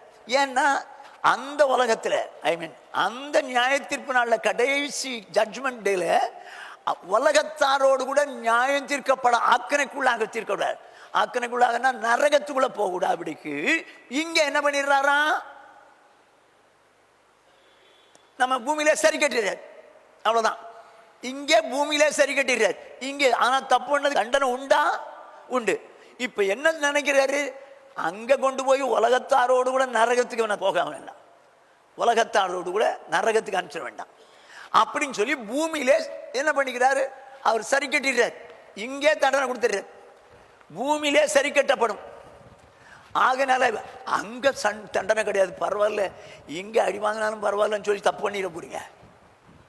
ஏன்னா அடிக்கடி கடிந்து கொள்ளப்பட்டும் தன் பிடரியை கடினப்படுத்துகிறவன், அதுக்கப்புறம் சகாயமே கிடையாது, எந்த சகாயமும் வராது. ஏன்னா அடிக்கடி சொல்லி பார்க்கிறார், அட அவர்கள் தண்டனை வரணும், வந்தாலும் பரவாயில்ல விடு, அதெல்லாம் எனக்கு எவனுக்கு என்னென்னமோ தண்டனை கிடைக்குது, நமக்கு இதுதானப்பா அப்படின்னு நினைக்க கூடாது. ஏன்னா அவர் நீதி உள்ள நியாயாதிபதி. அடிச்சு பார்ப்பாரு, அடிச்சு பார்ப்பாரு, சிக்ஷித்து பார்ப்பாரு, சிக்ஷித்து பார்ப்பாரு. கடைசியில இவன் லைஃப் உள்ளனா மொத்தமாக அடிச்சாலும் அடிப்பார். ஆனால் வேதம் சொல்லுது, நீதிமானுக்கு பூமியிலே சரி கட்டப்படும். அவன் உலகத்தோடு கூட ஆக்கினைக்குள்ளாகாதபடிக்கு என்ன பண்றமா? கர்த்தராலே இங்கே சிட்சிக்கப்படுகிறோம். நான் உங்களுக்கு 2 உதாரணத்தை உங்களுக்கு சொல்ல விரும்புகிறேன். தாவீதை குறித்து நமக்கு தெரியும். தாவீது இப்போ 2 சாமுவேலின் புத்தகம் 11ஆம் அதிகாரம் 1 முதல் 5 வசனம். மறு வருஷம் ராஜாக்கள் யுத்தத்திற்கு புறப்படும் காலம் வந்தபோது, எப்படி நல்லா கவனிச்சிங்க, ராஜாக்கள் யுத்தத்திற்கு புறப்படும் காலம் வந்தது. இப்போ ராஜாக்கள்லாம் யுத்தத்துக்கு போகணும், அப்படி ஒரு காலம் இருக்குது. அந்த காலம் வந்த போது தாவீது யோவாபையும் அவனோட கூட தன் சேவகரையும் இஸ்ரவேல் அனைத்தையும் அம்மோன் புத்திரரை அழிக்கவும் ரப்பாவை முற்றுகை போடவும் அனுப்பினான். தாவீதோ எருசலேமில் இருந்து விட்டான். இதெல்லாம் நமக்கு தெரிஞ்ச சம்பவமா இருந்தாலும் சும்மா அப்படி விளக்கிட்டு போயிட்டே இருக்கேன். பாருங்க, ராஜாக்கள் யுத்தத்திற்கு போகும் காலம் வந்த போது, புறப்படுகிற காலம் வந்த போது தாவீது ராஜா எருசலேம்லயே தங்கிட்டார். அவன் யுத்தத்துக்கு போயிருக்கணுங்க. ராஜாக்கள் யுத்தத்துக்கு போக வேண்டிய காலம். அவன் யுத்தத்துக்கு போயிருக்கணும். ஆனால் தன்னுடைய படை தளபதி யோவாபையும் அவனோடு கூட சேவகரையும் இஸ்ரவேல் அனைத்தையும் அம்மோன் புத்திரை அழிக்கவும் ரப்பாவை முற்றுகை போடவும் அனுப்பிட்டான். தாவீதோ எருசலேமில் இருந்து விட்டான். நடந்தது என்னன்னு சொல்லி நமக்கு தெரியும், ஆனால் வாசிப்போம். ஒரு நாள் சாயங்காலத்தில் தாவீது தன் படுக்கையிலிருந்து எழுந்து அரமனை உப்பரிகையின் மேல் உலாத்தி கொண்டிருக்கும் போது ஸ்நானம் பண்ணுகிற ஒரு ஸ்திரீயை உப்பரிகையின் மேல் இருந்து கண்டான். அந்த ஸ்திரீ வெகு சௌந்தரியவதியா இருந்தாள். இப்போ ஒரு நாள் படுத்துட்டான், தூங்கிட்டான். சாயங்காலத்துல எழும்பி அப்படியே உப்பரிக்கையில் உலாவுறான். அவன் தப்பா நினைச்சு பார்க்கவே இல்லை. உப்பரிக்கையில் உலாவுறான். திடீர்னு சொல்லி பார்க்கும்போது அங்க ஒரு ஸ்திரீ ஸ்நானம் பண்றா. அவன் ரொம்ப அழகா இருக்கிறா. இதை பார்த்துட்டான். இவ்வளவு தேவனுக்கு பிரியமானவன், ஆண்டவருடைய இருதயத்துக்கு ஏற்றவன். இதை பார்த்தவன செப்போட பிசாசா அப்படின்னு சொல்லி அந்த எண்ணத்தை அடிச்சிருக்கலாம். ஆனா அவன் யாரு போய் பார்த்து வாப்பா அப்படின்னு சொல்லி ஆள் அனுப்புனா வந்து சொல்றாங்க, அவன் உரியாவின் மனைவி. வாசியம் பாப்பா. அப்பொழுது தாவீது அந்த ஸ்திரீ யார் என்று விசாரிக்க ஆள் அனுப்பினான். அவள் எலியாமின் குமாரத்தியும் ஏத்தியனான உரியாவின் மனைவியுமாகிய பத்சேபாள் என்றார்கள். இப்போ யாருன்னு சொல்லி விசாரிக்கிறதுக்கு ஆள் அனுப்புறான். ஆள் அனுப்பினான். ஆட்களில் ஒரு ஆள் அனுப்புறான். அவங்க வந்து அவன் வந்து சொல்லிட்டான், அவள் எலியாவின் குமாரத்தியும் ஏத்தியனான உரியாவின் மனைவியுமாகிய பத்சேபாள். அது அடுத்தவனுடைய மனைவி அப்படிங்கிறது இப்ப தாவீதுக்கு தெரிஞ்சு போச்சு. அப்பொழுது தாவீது ஆள் அனுப்பி அவளை அழைத்து வர சொன்னான். அவள் அவனிடத்தில் வந்தபோது, போதும் ஒரு நிமிஷம் நிறுத்துவோம். இப்போ ஆள் அனுப்பிச்சு கூட்டிட்டாங்க. அவன் வந்து சொல்றவன் என்ன சொல்றான்? உரியாவின் மனைவினே சொல்றான். ஆனா வேதம் சொல்லுது, அடுத்த மனைவி இச்சிக்காதன்னு சொல்லி 10 கற்பனைகள்ல ஒண்ணு. இவனோ தேவனுக்கு பயந்தவன். அப்படிப்பட்ட பயந்தவனாகிய இந்த தாவீதுக்கு இந்த சூழ்நிலையை பார்த்த உடனே அவன் மேல மோகம் கொண்டு அவளை வர சொல்லி கெடுத்துட்டான். அடுத்தாப்புல பாத்தீங்கன்னா அவ கர்ப்பவதி ஆயிட்டாலும் மெசேஜ் வந்துருச்சு. கர்ப்பவதி என்று தாவீதுக்கு சொல்லி அனுப்பிச்சிட்டான். இப்ப இதை மறைக்கிறதுக்கு யோவாப்கிட்ட சொல்றான், எப்பா இந்த உரியாவை என்கிட்ட அனுப்பிவிடு அப்படின்னு சொல்லி. இதெல்லாம் நமக்கு தெரிஞ்சதான், அதனால மேல சொல்லிட்டேன். உரியாவை என்கிட்ட அனுப்பிச்சு விடு அப்படின்றான். இப்ப உரியாவை அனுப்பிச்சு விட்டேன்னு அவன் நேர ராஜா வீட்டுக்கு தான் வர்றான், அரண்மனைக்கு தான் வரான். பல காலமாக நம்ம வெளியே இருந்துட்டு திடீர்னு சிஎம் வர சொல்லியிருக்காருன்னா வீட்டுக்கு வந்து ஃப்ரெஷ் ஆகிட்டு மனைவி பிள்ளைகளெல்லாம் பார்த்துட்டு அப்புறம் தான் போவோம். என்ன சொல்கிறீங்க? உங்களை போய் கேட்டேன் பாருங்க, அப்படி தான் போவோம். ஆனால் இவன் என்ன பண்ணுறான்? ராஜாவை பார்க்குறக்கு டைரெக்டாக நேரே வந்து நிற்கிறான். ராஜா சொல்கிறாரு, எப்பா நீ பிரயாணத்தில் இது களைப்பாக வந்திருப்ப, நீ வீட்டுக்கு போ அப்படின்னு சொல்லி அனுப்புகிறான். வீட்டுக்கு போவான். எங்கே பண்ணிட்டான்? மொத்தத்தில் சேவகரோடு கூட மொத்தத்தில் இருந்துட்டான். அரண்மனையில் இருந்துட்டான். அன்னைக்கு அங்கே படுத்து தூங்கிட்டான். நீ போகலையா அப்படின்னு கேட்டதுக்கு அவன் சொல்கிறான், தளபதி யோவாபும் உடன்படிக்கை பெற்றும் அங்கே இருக்கும்போது, எங்கள் ஜனங்கள் யுத்தத்தில் இருக்கும்போது நான் என் மனைவி இடத்துல போகிறது நல்லா இருக்குமா? முடியாத ஐயா அப்படின்ட்டான். அடுத்த நாளும் ராஜா அவனுக்கு ஒரு சான்ஸ் கொடுத்தான். அன்னைக்கும் போகலை, அன்னைக்கும் மனைவி இடத்துல போகலை. இப்போ வேற வழியே இல்லை. என்ன பண்ணன்னு தெரியல. உடனே இந்த தாவீது நிர்வாகம் என்ன எழுதுறான் யோவாபுக்கு, இவனை உரியாவை அந்த யுத்தத்தில் முன்னணியில் நிறுத்தி அவனை சாகடிச்சு மற்றவங்களாம் பின்னால வாங்கப்பா அப்படின்னு சொல்லி ஒரு நிறுவத்தை எழுதி அவன் கையில் கொடுத்து விட்டான். பாவம், சாவு இவன் கையிலேயே வரும்னு சொல்லி அவனுக்கே தெரியாது. என்னாச்சு? யுத்தத்தில் முன்னும் பகுதியில் நிறுத்திட்டான். நல்லா அடிச்சானுங்க பாருங்க, அம்ப வச்சு காலி பண்ணிட்டானுங்க. செத்துட்டான். இப்போ இதை தேவன் பார்க்கிறாரு. டேய், அடுத்த மனைவியை இது மாதிரி தீட்டுப்படுத்திட்ட, இவனை கொன்னுட்டியடா அப்படின்னு சொல்லி இப்போ நீதிமான் தான், தாவீது நீதிமான் தான். ஆனாலும் நம்முடைய தேவன் நீதி உள்ள நியாயாதிபதி. அவன் தேவனுக்காக என்னென்னமோ செய்ய வாஞ்சித்தான். தேவனுக்காக வைராக்கியமா இருந்தவன், தேவனுடைய இருதயத்திற்கு ஏற்றவன். ஆனால் செய்ததோ தவறு. நீதிமானுக்கு பூமியிலே சரி கட்டப்படும் பார்த்தாரு. இப்ப 12ஆம் அதிகாரம் வாசிப்போம். தெரிஞ்ச சம்பவம் தான். இப்ப நாத்தான் தீர்க்கதரிசி 12வது அதிகாரத்துல 1ஆம் வசனம் வர்றாரு. எப்படி ஒரு கதை சொல்றாரு ராஜாட்ட. ஒரு ஊர்ல ஒரு பணக்காரன் தானே, அவனுக்கு நிறைய ஆடுகள் இருந்துச்சா. அந்த ஊர்ல ஒரு குடியானவன் இருந்தானா, ஒரே ஆடுகள் வச்சிருந்தானா, மடியில புள்ள மாதிரி வளர்த்துட்டு வந்தானா. திடீர்னு அந்த பணக்காரன் வீட்டுக்கு ஒரு கெஸ்ட் வந்துச்சா. அந்த கெஸ்ட்ட ஐயோ இவனுக்கு நம்ம சமையல் பண்ணி போடுமேன்னு சொல்லி அவன் தாங்கிட்ட இருக்கிற ஆடை அடிக்காம அந்த ஏழை மனுஷன் பிள்ளைய போற மடியில் வச்சு வளர்த்துக்கிட்டு இருக்க அந்த ஆடை கொண்டு வந்து அடிச்சுட்டான். அடிச்சு விருந்து வச்சுட்டான். யார் அவன்? மரணத்துக்கு பாத்திரம் அப்படின்னு சொன்ன, நீதான் அவன் அப்படின்னு சொல்லிட்டான். என்னாச்சு? அவர் சொல்றான் பாரு, நாத்தான் 9ஆம் வசனம். கர்த்தருடைய பார்வைக்கு பொல்லாப்பான இந்த காரியத்தை செய்து அவருடைய வார்த்தையை நீ அசட்டை பண்ணது என்ன? ஏத்தியனாகிய உரியாவை நீ பட்டயத்தால் மடிவித்து அவன் மனைவியை உனக்கு மனைவியாக எடுத்துக்கொண்டு அவனை அம்மோன் புத்திரரின் பட்டயத்தாலே கொன்று போட்டாய். ஐயோ, ஆண்டவர் மனசுல வச்சிருக்கிறார் பாருங்க. இப்ப அந்த குழந்தைலாம் வளர்ந்து வருது. சின்ன குழந்தை இல்ல, வளர்ந்து வருது. அப்படி இருக்கும்போது இப்போ உரியா மனைவிக்கு குழந்தை பிறந்து குழந்தை வளர்ந்து வருது. காலம் சென்றுச்சு. நாத்தான் தீர்க்கதரிசி வந்து இப்ப சொல்றான், அவன் உரியாவை பட்டயத்தினால கொன்னுட்டு அவன் மனைவியை எடுத்துடுடா. மனைவி எடுத்துட்டியே. நம்முடைய தேவன் நீதி உள்ள நியாயாதிபதி. அவர் பட்சபாதம் பண்ண மாட்டார், பரிதானம் வாங்க மாட்டார். நீதி உள்ள நியாயாதிபதி. செஞ்சிட்டியே. இப்ப 11ஆம் வசனத்தை வாசிப்பா. கர்த்தர் சொல்லுகிறது என்னவென்றால், இதோ நான் உன் வீட்டிலே பொல்லாப்பை உன்மேல் எழும்ப பண்ணி உன் கண்கள் பார்க்க உன் ஸ்திரீகளை எடுத்து உனக்கு அடுத்தவனுக்கு கொடுப்பேன். என்ன சொல்ற பாத்தீங்களா? இப்போ அவனுக்கு கிடைச்ச தண்டனை பாருங்க. நீதிமானுக்கு பூமியிலே சரி கட்டப்படும். உரியா மனைவியை கெடுத்தது நிமித்தமாக தேவன் ஜட்ஜ்மெண்ட் கொடுக்கிறேன். உன்னுடைய ஸ்திரீகள் அடுத்தவனால கெடுக்கப்படுவாங்க. First point.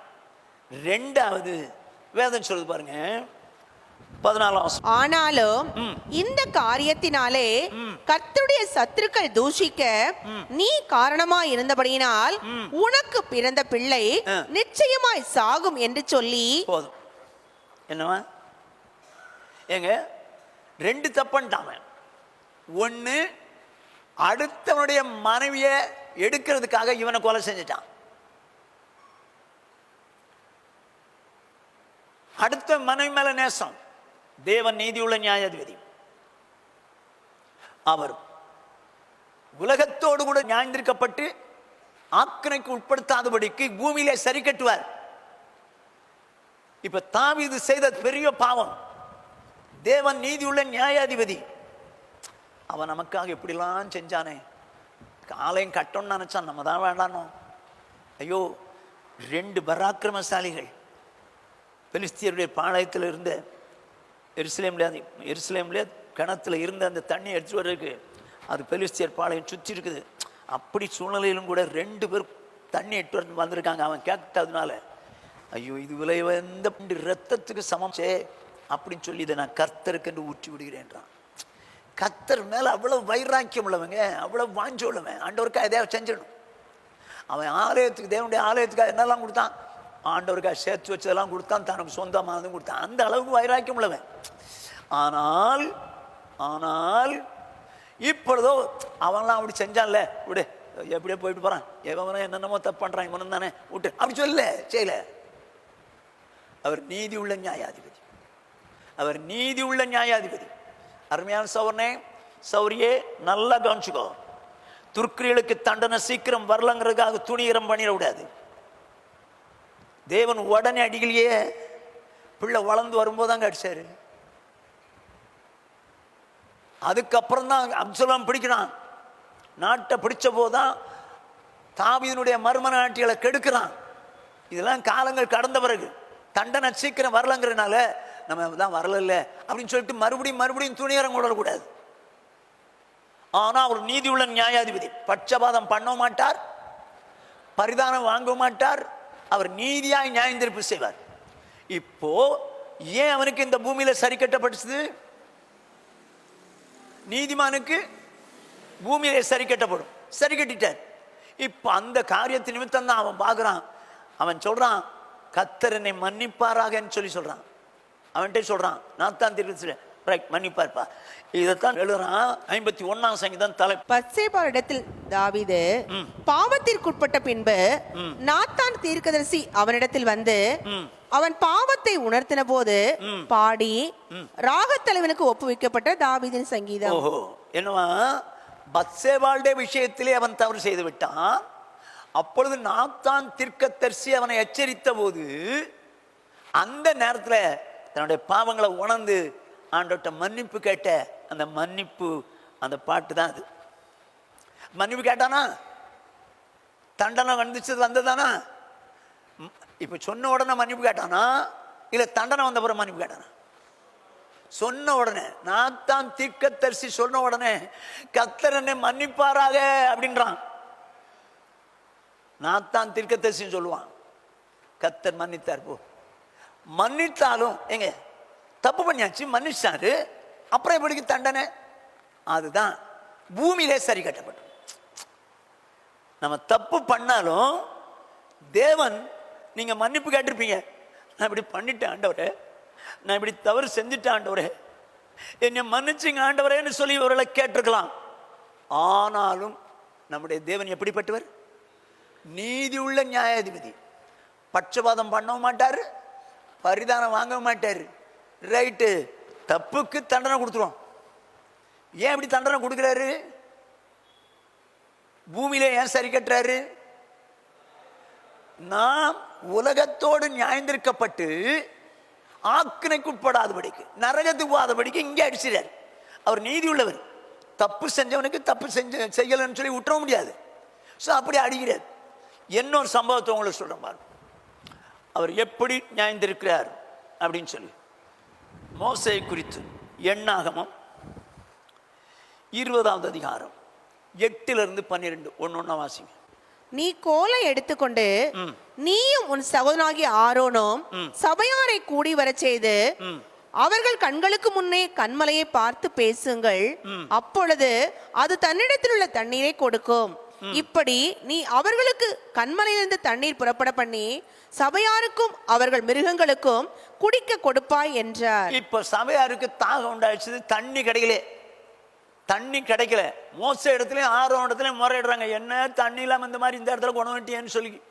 அப்படி எண்ணி கதரும் போது கர்த்தரை பார்த்து மோசே கேட்கிறான், ஆண்டவரே இந்த ஜனங்கள் இப்படி சொல்றாங்களே, என்ன பண்ண? அப்ப ஆண்டவர் பார்த்தாரு, உன் கையில என்னது? கோல், எடுத்துட்டு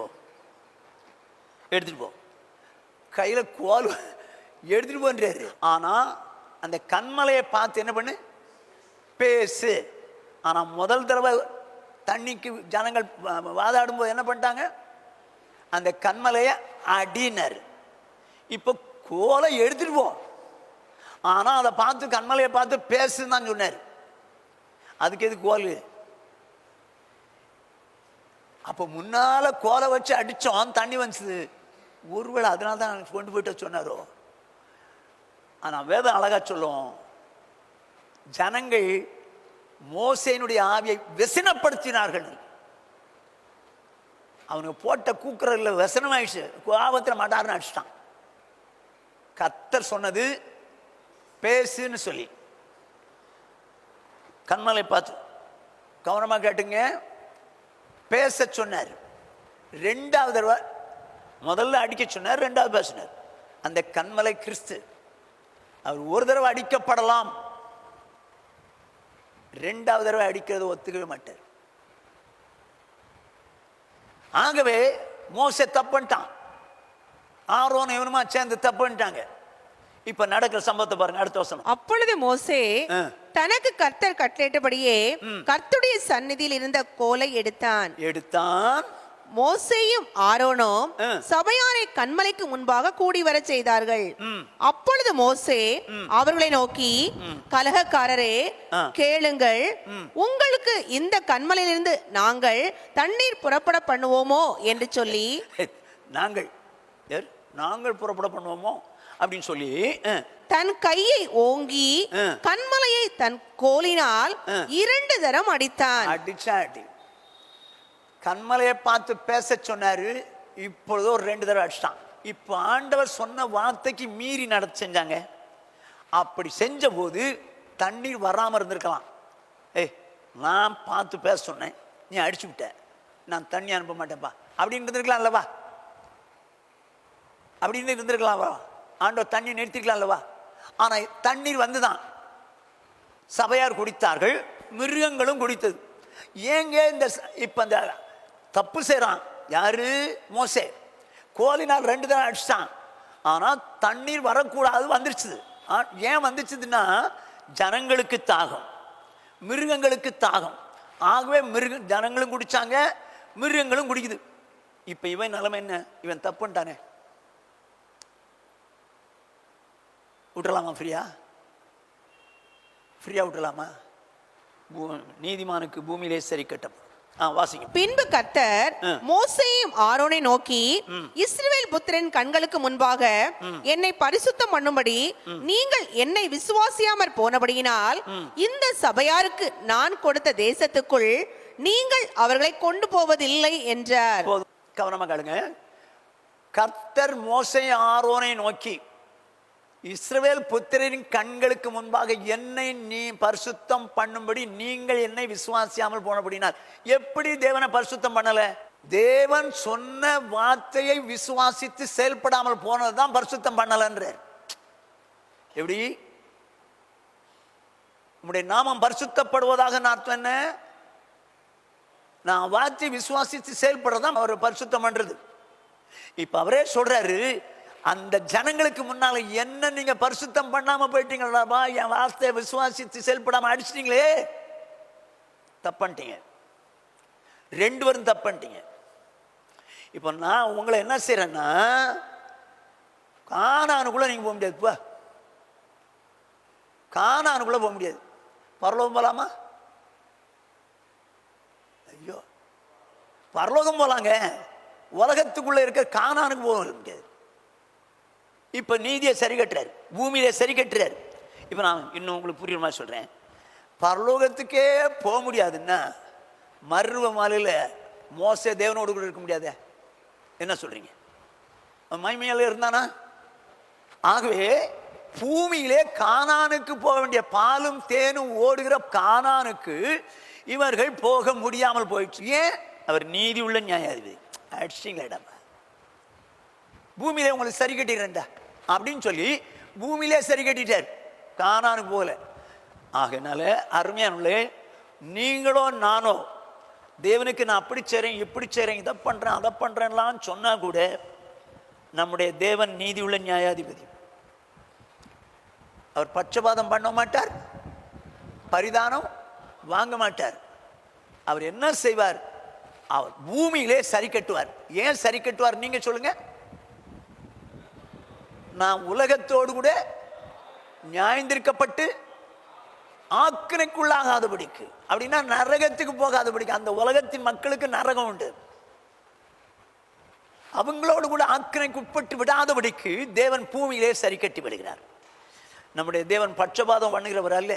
இவன் தேவனுடைய பிள்ளை, என் பிள்ளை ரட்சிக்கப்பட்டவன், ஞானஸ்நானத்தை அபிஷேகம் பெற்றவன், தேவனுக்கு உத்தமமா வைராக்கியமா வாழக்கூடியவன். ஆகையினால இவன் என்ன பண்ணாலும் பரவாயில்ல, விட்டுரு, இவதை பண்ணிட்டான், விட்டுரு, அப்படிதான் சொல்ல மாட்டாரு. தாவீதினுடைய இருதயத்துக்கு ஏற்றவன் சொன்னாரு. அப்படி இருந்த போதிலும் அவன் செஞ்ச தப்புக்கு பூமியிலே சரி கட்டிட்டார். மோசே போல சாந்த குணமுள்ள ஒருவனும் இல்லை, நான் முகமுகமாய் பேசுறேன்னு சொன்னார். அப்படி இருந்த போதிலும் மோசே, நீ செஞ்ச தப்புக்கு கானான் போக முடியாதுப்பா, பூமியிலே சரி கட்டிடுவார். அருமையானவளே, இங்கே பூமியிலே சரி கட்டப்படும். யாருக்கு? நீதிமானுக்கு பூமியிலே சரி கட்டப்படும். ஓகே, இதனால தான் யோபு சொல்வாரு, யோபின் 34வது அதிகாரம் 31வது வசனம். நான் தண்டிக்கப்பட்டேன், நான் இனி பாவம் செய்ய மாட்டேன். போதும். நான் தண்டிக்கப்பட்டேன், இனி பாவம் செய்ய மாட்டேன். அப்போ தண்டனை வந்த உடனே ஒரு மனஸ்தான் வந்துருது. சே, நம்ம தண்டனை, நம்ம பாவம் செய்யினால்தான் தண்டிக்கப்பட்டோம், இனி நம்ம பாவம் செய்ய மாட்டேன்னு சொல்றேன். அப்போ நீதிமானா இருந்தாலும் பாவம் செய்யும் போது தண்டனை வரத்தான் செய்யும். பூமியிலே சரி கட்டப்படும். தேவன் நீதியுள்ள நியாயாதிபதி. ஓகே, இப்போ எபிரேயர் 9:27. அன்றியோ ஒரே தரம் மறிப்பதோ பின்பு நியாய தீர்ப்படைவதோ மனுஷருக்கு நியமிக்கப்பட்டிருக்கிறபடியே. போதும். இப்போ மனுஷன் எல்லாரும் மறிச்ச பிறகு கடைசியில் ஒரு நியாய தீர்ப்பு இருக்குது. எல்லாரும் அப்படி நியாய தீர்ப்புக்கு முன்னால் நின்று தான் ஆகணும். இது அவனுக்கு நியமிக்கப்பட்ட ஒரு காரியம். இந்த நியாய தீர்ப்பு எப்படி வெளிப்படுத்தின விசேஷம் 20வது அதிகாரம் 11ஆம் வசனம் முதல் 15ஆம் வசனம் வரைக்கும் வாசிக்கணும். ஒண்ணு வாசிங்க. பின்பு நான் பெரிய வெள்ளை சிங்காசனத்தையும் அதன் மேல் வீற்றிருக்கிறவரையும் கண்டேன். ஒரு நிமிஷம், என்ன சொல்றாரு? இப்போ நியாய தீர்க்கிறதுக்கு ஒரு பெரிய வெள்ளை சிங்காசனம் இருக்கிறது, அதன் மேல் வீற்றிருக்கிறவரையும் கண்டேன். பெரிய வெள்ளை சிங்காசனங்கள் அல்ல, சிங்காசனத்தையும் சிங்குலர்ல இருக்கு. ஒரு வெள்ளை சிங்காசனம், அதுல ஒருத்தர் தான் இருக்கிறார். ஒருத்தர் தான் இருக்கிறார். பூமியிலே நியாயம் தீர்த்தது யாரு? பூமியிலே நியாயம் தீர்த்தது யாரு? தேவன். இப்ப என்ன நடக்குது பாருங்க. அந்த சிங்காசனத்திலே ஒருத்தர் இருக்கிறார் நியாயம் தீர்க்க. இப்ப இந்த சிங்காசனத்தில் இருந்து நியாயம் தீர்க்கிறவர் யார்? இதுவரைக்கும் பூமியிலே நியாயம் தீர்த்தவர் தேவன். இப்ப இந்த சிங்காசனத்தில் கடைசி நியாய தீர்ப்புல இந்த சிங்காசனத்தில் இருந்து நியாயம் தீர்க்கிறவர் யார்? வாசிப்போம். இதை இப்படி வச்சுங்க. யோவான் எழுதின சுவிசேஷம் 5வது அதிகாரம் 22வது வசனம். அன்றியோ பிதாவை கனம் பண்ணுகிறது போல எல்லாரும் குமாரனையும் கனம் பண்ணும்படிக்கு பிதாவானவர் தாமே ஒருவருக்கும் நியாய தீர்ப்பு செய்யாமல் நியாய தீர்ப்பு செய்யும் அதிகாரம் முழுவதையும் குமாரனுக்கு ஒப்பு கொடுத்திருக்கிறார். கர்த்தருக்கு மகிமை உண்டாகட்டும். அதாவது இந்த இஸ்ரவேல் ஜனங்கள் இயேசு கிறிஸ்துவை தேவகுமாரன் என்று ஒத்துக்கொள்ள மாட்டேன் என்று விட்டார். தேவனை எப்படி கனம் பண்ணணுமோ அப்படி கனம் பண்ணுவாங்க. ஆனால் அவருடைய குமாரனையோ கனம் பண்ண மாட்டாங்க. ஏன்? அவரை தேவகுமாரன் என்று ஒத்துக்கொள்ளவில்லை. அவர் கன்னியிடத்தில் பிறக்கவில்லை. மரியாளுக்கு 4 ஆண் பிள்ளைகள் இருக்காங்க, அதுல மூத்தவன் 4 பேர் இருக்கிறாங்க. முதல் பிள்ளை இவன், மற்ற 4 பையங்க இருக்காங்க, மற்ற சௌரியர்கள் இருக்கிறாங்க. அதனால நம்ப மாட்டேன்ட்டாங்க. யூதர்கள் நம்பாதனால்தான் இவன் அப்பா அம்மா நம்ம யோசேப்பினுடைய குமாரன் அல்லவா, தச்சனுடைய குமாரன் அல்லவா, அவருடைய தாய் மரியாள் அல்லவா, அவருடைய சகோதரர்களும் சகோதரிகளும் நம்மிடத்தில் இருக்கிறார்கள் அல்லவா. ஆகவே தான் இயேசு கிறிஸ்துவை தேவனுடைய குமாரன் ஒத்துக்கவில்லை. ஆனால் சாத்தானுக்கு தெரியும். சாத்தானுக்கு தெரியும் உன்னதமான தேவனுடைய குமாரனேன்னு சொல்லி அவனுக்கு சொல்லுவான், அவன் சொல்லுவான். ஆனா இந்த தேவ ஜனங்கள் என்று சொல்லக்கூடிய அந்த ஜனங்கள் யெகோவாகிய தேவனை தான் நம்புனாங்களே தவிர, அவங்க கனம் பண்ணாங்களே தவிர இயேசு கிறிஸ்துவ கனம் பண்ணல. ஆகையினால பிதா என்ன செய்யறாரா, பிதாவை கனம் பண்ணுகிறது போல எல்லாரும் குமாரனையும் கனம் பண்ணும்படிக்கு நியாய தீர்ப்பு செய்யும் பிதாவானவர் தாமே. குமாரனையும் கனம் பண்ணும்படிக்கு பிதாவானவர் தாமே ஒருவருக்கு நியாய தீர்ப்பு செய்யாமல் நியாய தீர்ப்பு செய்யும் அதிகாரம் முழுவதையும் குமாரனு கொடுத்தார். ஏண்டாப்பா, என்ன கனம் பண்றீங்களே, அங்க என் குமாரனை தான் வச்சிருக்கிறேன், அவதான் நியாயம் தீர்ப்பார். முழு அதிகாரத்தை அவன்கிட்ட கொடுத்தார். இப்ப நியாயம் தீர்க்க போறது யாருன்னு சொல்றாரு? பிதா, இயேசு கிறிஸ்து.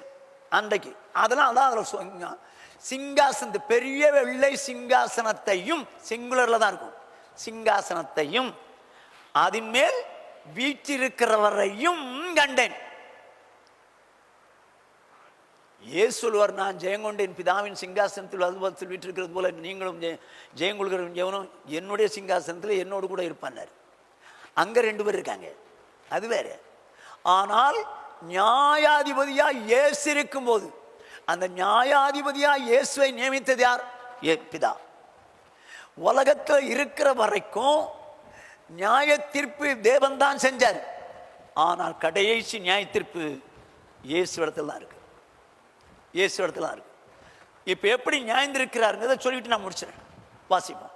தொடர்ந்து வெளிப்படுத்தின விசேஷம் 20ஆம் அதிகாரம் 11ல இருந்து வாசி. பின்பு நான் பெரிய வெள்ளை சிங்காசனத்தையும் அதன் மேல் வீற்றிருக்கிறவரையும் கண்டேன். அவருடைய சமூகத்தில் இருந்து பூமியும் வானமும் அகன்று போயின, அவைகளுக்கு இடம் காணப்படவில்லை. மரித்தோராகிய சிறியோரையும் பெரியோரையும் தேவனுக்கு முன்பாக நிற்க கண்டேன். அப்பொழுது புஸ்தகங்கள் திறக்கப்பட்டன, ஜீவ புஸ்தகம் என்னும் வேறொரு புஸ்தகமும் திறக்கப்பட்டது. இப்ப பாருங்க, புஸ்தகங்கள் திறக்கப்பட்டன அப்படின்னா இயேசு கிறிஸ்து நியாயாதிபதியா இருக்கிறாரு. இப்போ புஸ்தகங்கள் திறக்கப்பட்டன. எனக்கு தெரிஞ்சு என்ன புஸ்தகம்? நம்மளை உண்டாக்குறதுக்குன்னு சொல்லி ஒரு புஸ்தகம் வச்சிருக்காரு. நம்மை உண்டாக்குறதுக்குன்னு சொல்லி தேவனுடைய புஸ்தகம் ஒன்று வச்சிருக்காரு.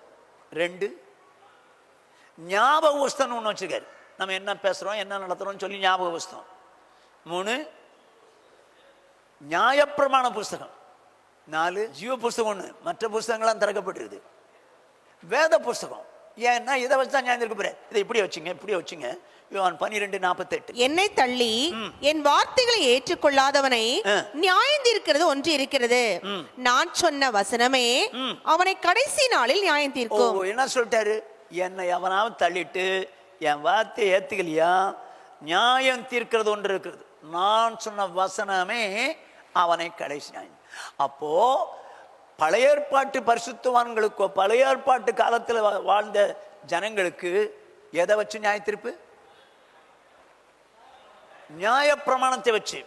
புதிய ஏற்பாட்டில் உள்ள ஜனங்களுக்கு வேத புஸ்தகம், இந்த வேத புஸ்தகத்தை வச்சு தான் நியாயம் தீர்ப்பு.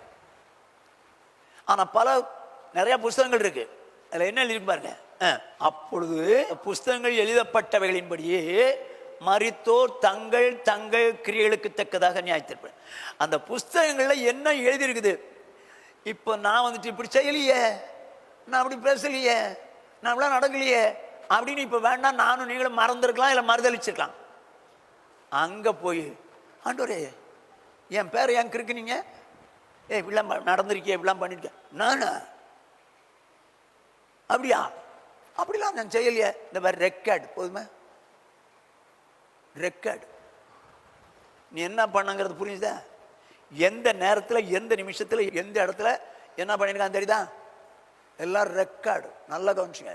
நீங்களும் நானும் ஏது பண்றோம் எல்லாத்துக்கும் முடியும். ஒருவேளை கர்த்தர் உங்களை நீ நேசித்தா பூமியிலே சிட்சித்திருட்டும். என்ன சொல்றீங்க? தப்புன்ட்டா அடி வாங்குறது நல்லது. விட்டுட்டாருன்னா அங்க போயெல்லாம் மாட்டணும். அங்க போய் உலகத்தோடு ஆக்கினைக்கெல்லாம் போகணும். இன்னைக்கு நிறைய பேர் நம்ம தப்பு ஒண்ணு நடக்கிறப்பான்ற அதுதான் நடக்கிறங்கிறதான் பிரச்சனை. நடந்துருச்சுன்னா ஆண்டவர் சிட்சிக்கிறார், நம்மளை சரி பண்றாருன்னு அர்த்தம். இங்கே பூமியிலே சரி கட்டப்படுதுன்னு அர்த்தம். ஆனா நிறைய பேருக்கு என்ன, நம்ம தப்பு பண்ணா கூட ஆண்டவர் கண்டுக்கல பேர் உடனே செய்ய மாட்டாரு. உரியாவை சாவடிச்சு உடனே சாவடிச்சாரு பிள்ளைய இல்லையே, நான் வளர்ந்த பிறகு தான் சாவடிச்சாரு. நான் எதுக்கு சொல்ல வரேன்னா, என்ன தப்பு பண்ணாலும் அதுக்கு தேவன் இந்த பூமியிலே ஒருவேளை தப்பு பண்ணா ஒருவேளை இல்லை, நம்ம பூமியிலே நியாயந்திருக்கப்படுவோம். ஆனால் நம்ம அதையும் மீறி போனா அதுக்கேற்ற தண்டனை உண்டு. அங்க நரகங்கிற அக்கினி கடல் உண்டு. ஆகையினால கடைசியில் அதுல என்ன எழுதிருக்குன்னா, ஜீவ புஸ்தகம்னு ஒரு பேர் இருக்கு, ஒரு புத்தகம் இருக்கு. அந்த புஸ்தகமும் திறக்கப்பட்டது. இப்ப அதுல யார் பேர் இல்லையோ அவங்க அக்னி கடல்ல தள்ளப்படுவாங்க. அந்த நியாய தீர்ப்பு அன்னைக்கு அந்த புஸ்தகத்தை திறந்து பார்ப்பாரு. அந்த திறந்து பார்க்கும்போது அதுல மற்றதெல்லாம் கிரியைகளுக்கு தக்கதாக, அந்த புஸ்தகத்தில் நீங்க பாத்தீங்கன்னா அவருடைய கிரியைகளுக்கு தக்கதாக நியாய தீர்ப்பு அடைக்கப்படும் இருக்கும். நம்ம அந்த வாசிச்சுட்டு வந்தோம்னா கிரியைகளுக்கு தக்கது. அப்ப நம்ம செஞ்ச கிரியைகள் எல்லாம் என்ன பண்ணுது? ரெக்கார்ட் ஆயிருக்கு. அதுக்கேற்ற மாதிரி நியாய தீர்ப்பு. ஓகே, இப்போ வேதம் சொல்லுது ஜீவ புஸ்தகத்துல பேர் இல்லைன்னா அக்னி கடல்ல தள்ளப்படுவாங்க. ஜீவ புஸ்தகத்தில் பேர் எப்போ வரும்னு நமக்கு தெரியும்.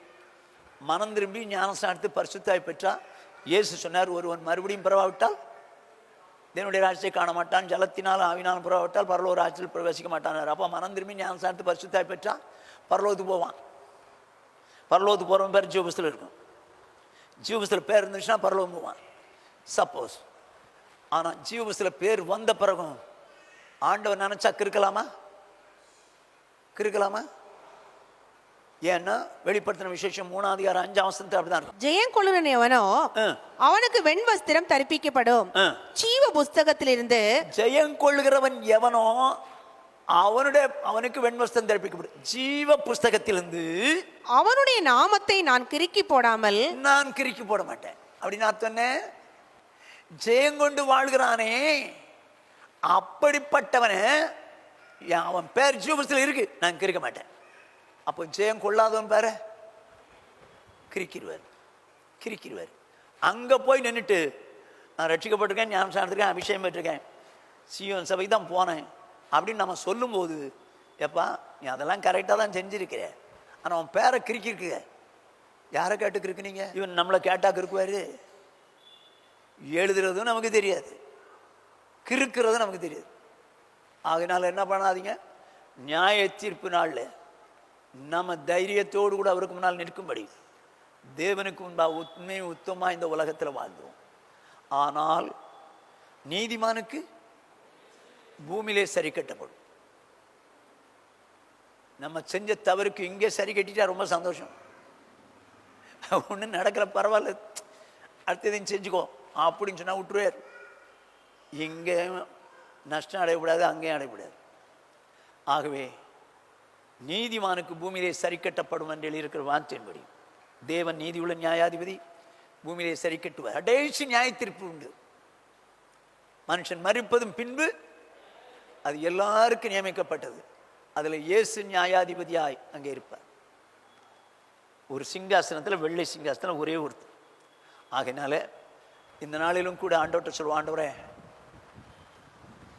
என்ன குறை இருந்தாலும் மன்னிச்சுங்கப்பா. எப்படின்னாலும் இந்த உலகத்தில் ஆண்டவரே நான் நியாயந்திருக்கப்பட்டு சரியாகிறது வச்சுங்க. நீங்கள் என் காரியத்தை நிமித்தம் சரி கட்டும் போது நான் சரியாகி உங்கள்கிட்ட மன்னிப்பு கட்டி இன்னும் மொத்தமாக வாழ உதவிச்சிங்க. அந்த தாவீது பண்ணது போல, தாவீது மனஸ்தாபப்பட்டு மன்னிப்பு கட்டி சரியானது போல நானும் இந்த உலகத்தில் ஆண்டவரே நீ சரி கட்டும் போது ஆண்டவரே சரியாகி விட எனக்கு கிருபைச்சீங்க. ஆனால் ஆக்கினைக்குள்ளாக தீர்க்கப்படும்படிக்கு கடைசி நியாயத்தீர்ப்பில் நான் சிக்கிடக்கூடாது, என்னை ஒப்பு கொடுக்குற ஆண்டவரேன்னு சொல்லி எல்லாரும் ஒப்பு கொடுக்கலாமா? ஆண்டவர்கிட்ட கேட்கலாம். எல்லாரும் ஆண்டவர்கிட்ட கேட்கலாம். எல்லாரும் தேவன் நோக்கி பார்க்கலாம். சௌரர் சாம்சன் ஜெபிப்பார். ஆசீர்வதிக்கப்பட்ட இறைவேளைக்காய் நன்றி வந்திருந்த துதிக்க ராஜாமை சோத்திரிக்கிறோம். நம்முடைய திருப்பாதத்தை முத்தை செய்கிற தகப்பனே, தேவனாய் கர்த்தருடைய பெரிதான கிருபையினாலே இந்த நாள் ஆண்டவரே நாங்கள் மீண்டும் நம்முடைய சமூகத்தில் கடந்து வர முடியாய், நம்முடைய வேதத்தை தியானிக்க முடியாய் ஆண்டவரே கர்த்தர் தந்த நல்ல வேலைக்காய் நன்றி செலுத்துகிறோம். ஆண்டவரே நீதிமான்கள் தனிப்பின் கீழாய் எங்களோடு நம்முடைய ஆண்டவரே சோத்திரப்பா தாசனை மறுத்து எங்களோடு பேசி வருகிற எல்லா வார்த்தைகளுக்காக நன்றி செலுத்துகிறோம். வேதத்தில் அநேக மறைபொருளை தேவரீர் ஆண்டவரே ஒவ்வொரு வாரமும் நீ கற்றுக் கொடுத்து வருகிற எல்லா கிருபைகளுக்காக நன்றி செலுத்துகிறோம். இதனால் ஆண்டவரே நீதிமானுக்கு பூமியிலே சரி கட்டப்படும் என்று சொல்லப்பட்டிருக்கிறபடினாலே ஆண்டவரே நீதிமான் யார், அவனுக்கு ஏன் பூமியிலே சரி கட்டப்படும் என்று சொல்லி ஆண்டவரே இந்த நாளில் எங்களோடு திட்டம் தெளிவாக பேசி நம்முடைய எல்லா வார்த்தைகளுக்காய் கோடாக்கூடிய நன்றியும் சோத்திரத்தின் எடுக்கிற தகப்பனே ஆண்டவரே நன்றி ராஜா. நாங்கள் உலகத்தோடு ஆக்கினுக்குள்ளாக தீர்க்கப்படாதபடி என் தேவனாய் கதை நீர் பூமியில எங்களை சிட்சித்து நீர் ஆண்டவர் நியாயம் தீர்க்கிற தேவனா இருக்கிறபடினால் நன்றி செலுத்துகிறோம். ஆண்டவரை துதிக்கிறப்பா. நீதியின் நியாயாதிபதியா இருக்கிற என் தேவனாய் கத்தரை கொடுக்கிற கரங்களுக்குள்ளாய் எங்களை முற்றிலுமாய் அர்ப்பணித்து செபிக்கிறோம்.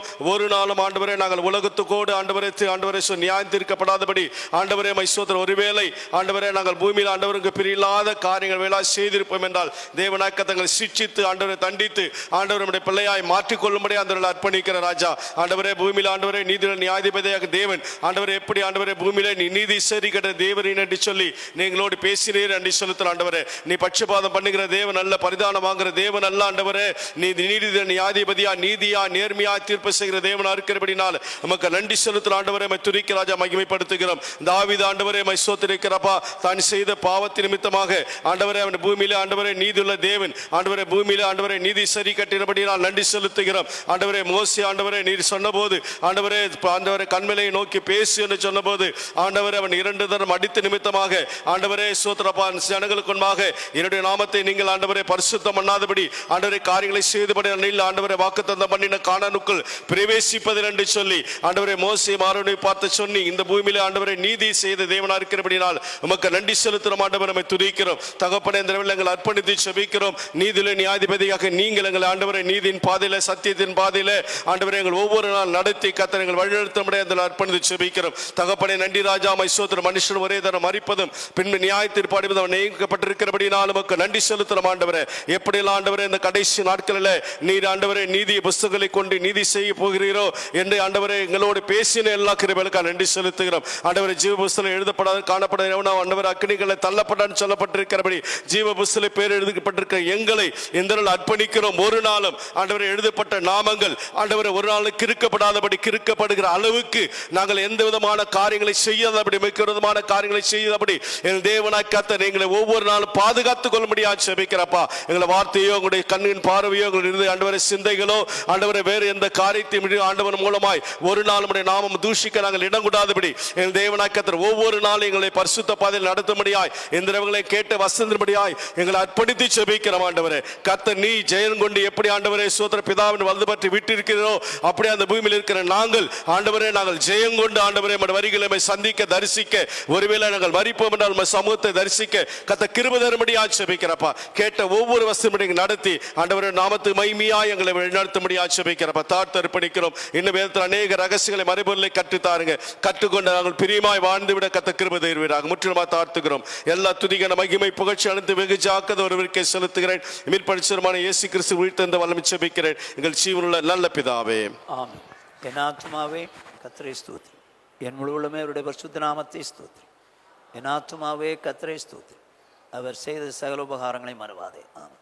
நம்முடைய கர்த்தராகிய இயேசு கிறிஸ்துவினுடைய கிருபையும் பிதாவாகிய தேவனுடைய அன்பும் பரிசுத்த ஆவியானுடைய ஐக்கியமும் அந்யோன்யமும் ஆறுதலும் சமாதானமும் இன்றும் என்றும் நம்ம அனைவரோடும் உலகில் உள்ள சகல பரிசுத்தங்களோடு காப்பதாக. ஹல்லேலூயா, ஹல்லேலூயா, ஹல்லேலூயா.